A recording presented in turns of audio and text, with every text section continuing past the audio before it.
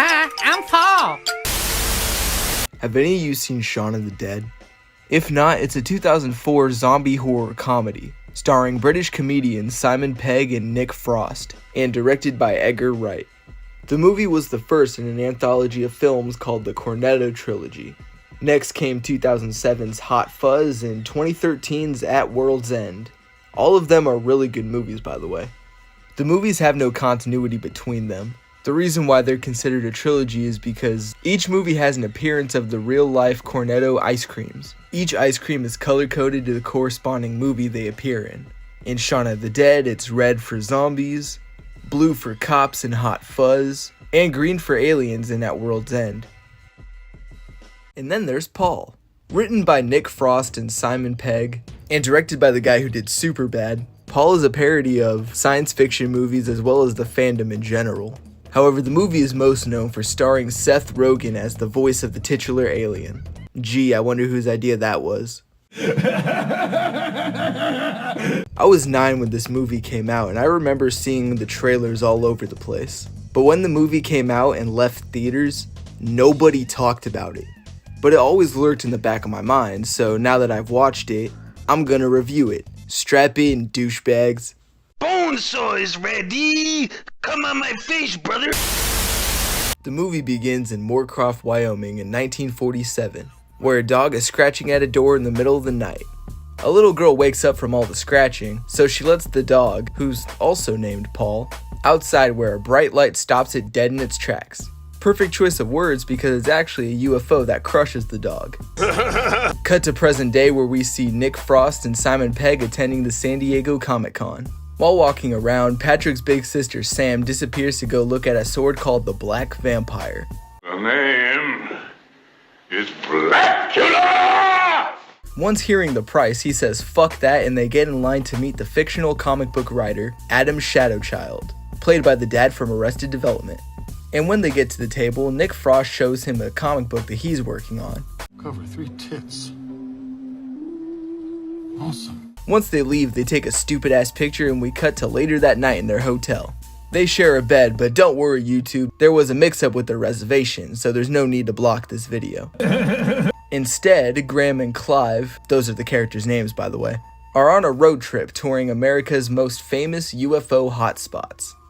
The next day, they hit the road where they travel to Vasquez Rocks in California to reenact the Captain Kirk vs. the Gorn fight from the original Star Trek. Then they arrive at a dive bar diner thing outside of Area 51, hosted by the lesbian gym teacher from Glee. Some rednecks walk in and Simon, my body is ready, please peg me, laughs at one of their jokes. But big manly man doesn't take too kindly to that. While leaving, they accidentally hit the redneck's truck. And if the crusty cum sock under my bed has taught me anything, it's that scenes like this never have any relevance to the story. They arrive at the black mailbox in Nevada where they see a light in the distance causing them to leave in a hurry thinking it's the rednecks. Thank God they don't believe in the possibility that other people could be driving on the fucking road, because once they find out it's not the rednecks, they crash into the car. They go and check it out but they find nobody. However, lurking in the dark is the Seth Rogen alien himself, voiced by Steve Buscemi. Nick Frost faints, and Simon, my wife's boyfriend, likes to peg my tight little boy pussy is scared at first. But after Paul explains that he'll die if they don't help him, Graham agrees to let him in the RV. A little bit later, secret agent Jason Bateman is investigating the scene of the crash. He'll be important later. Clive and Graham get stopped by Officer Bill Hader and Manlet from Brooklyn Nine-Nine, both voiced by Steve Buscemi, but they find nothing. As it turns out, Paul can turn himself invisible as long as he's butt-ass naked and holding his breath. While Paul is giving a vague retelling of his backstory, they hit a bird, and when they go to check it out, Paul shows them he also has healing powers, only to end up eating the bird. They stop at some RV camp or some shit and meet Kristen Wiig, also voiced by Steve Buscemi. Her name is Ruth Buggs, and Graham seems to take a liking to her. But romance is for girls. Let's make some sausages, baby! Flashback to the year 1980. Paul is sitting in the middle of a warehouse, talking on the phone, giving Steven Spielberg the idea for E.T. Yes, really.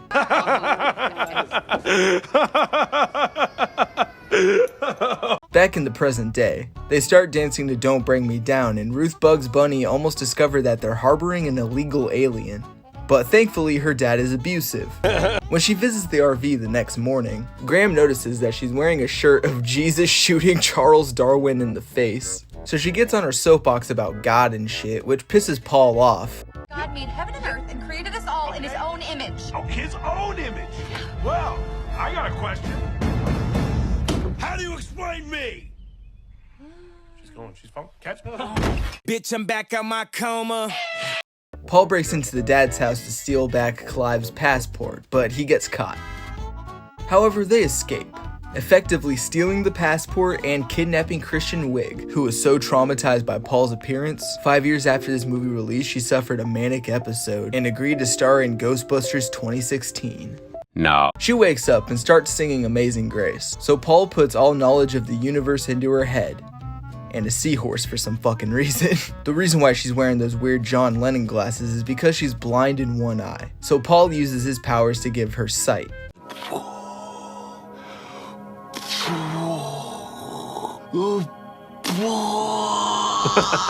They stop at a roadhouse in Wyoming to eat, but uh-oh, the rednecks are there. Slut sock, you fucking lied to me!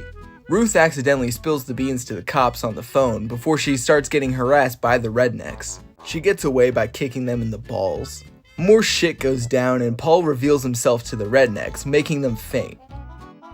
They hear sirens in the distance, so they speed away, bashing into the rednecks' truck again in the process.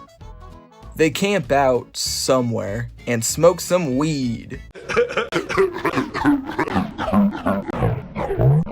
And then Robin Williams is going to slit his wrist out here, so that's nice also. But uh-oh, the next morning the police and Ruth's dad are in the same area. Say what? One of the cops walk into the comic book shop and Paul hides by pretending he's a statue. Then the cop grabs Paul's dick. Spaceman balls. Get your goddamn hands off my motherfucking junk! They escape, but now Ruth's dad and secret agent Michael Scott are hot on their trail. You're thinking of Steve Carell from The Office! Shut the fuck up, slut sock, nobody asked you! That's it! I'm leaving! Slut sock, please don't leave, I love you! My name is not Slut Sock, it's Busaki! Huh? No! Busaki!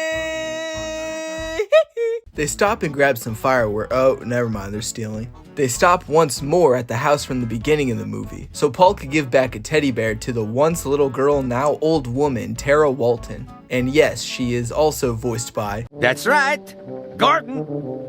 But the cops caught on to Tara's tax evasion, so they raid the place, they escape, and the house explodes.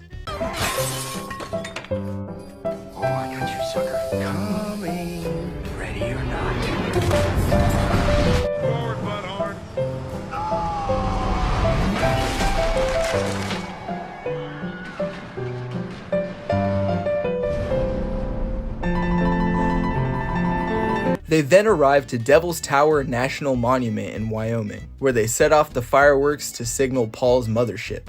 But a helicopter lands and out comes Sigourney Weaver. Then Jason Bateman comes out from the bushes and shoots one of the guards. Then one of the other guards go pew pew, and then Jason Bateman goes pew pew and then kills him. Another guard dies, then Sigourney Weaver pulls out her gun and shoots him in the arm.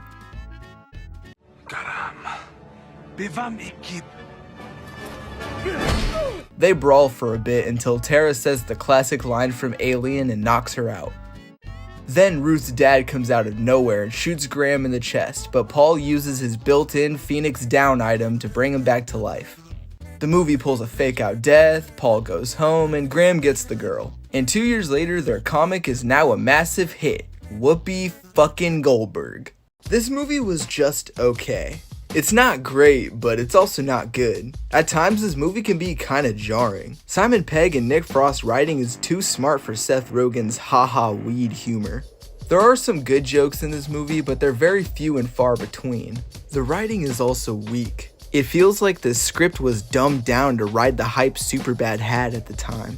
I can sense some corporate meddling took place. Anyway, I'm giving Paul a 5 out of 10. Stay tuned for next time where we'll be discussing the political and economic state of Pokemon's asshole. I'm a half brother and my fully fledged friend. We parties forever from beginning to the end. I'm a half brother and my fully fledged friend.